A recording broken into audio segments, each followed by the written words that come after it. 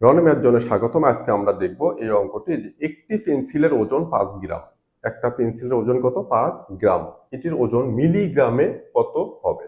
খুব সুন্দর কোশ্চেন। দেখেন, আমরা প্রথমে গ্রাম আর মিলিগ্রামের কি চাচ্ছে? সম্পর্ক চাচ্ছে।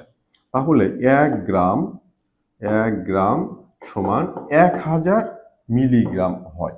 1000 মিলিগ্রাম, 1000 মিলিগ্রাম হবে। তাহলে 1 গ্রাম যদি থাকে কি হয়? 1 গ্রাম সমান 1000 মিলিগ্রাম। এখন আমার ওজনটা কত দেয়া আছে? 5 গ্রাম। সেটাকে কিসে নেব আমি? মিলিগ্রাম। তাহলে 5 গুণন এই গ্রামকে 1000 দিয়ে যদি আমরা গুণ করি তাহলে কি পাবো? মিলিগ্রাম পাবো। কত হবে?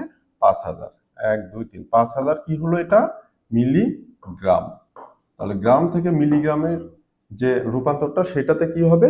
1 গ্রাম সমান 1000 মিলিগ্রাম। এই অঙ্কটা এখানে শিখলেন এবং এখানে এই যে এককের যে পরিবর্তন হলো এটা মনে রাখবেন যে 1000 গ্রাম সমান হচ্ছে 1 গ্রাম সমান হচ্ছে 1000 মিলিগ্রাম। এটা যদি আপনারা মনে রাখতে পারেন দেখবেন যে এটা অন্য কোনো অঙ্কের জন্য আপনার এটা হেল্প করবে, তখন সেই অঙ্কটা সমাধান করতে পারবেন।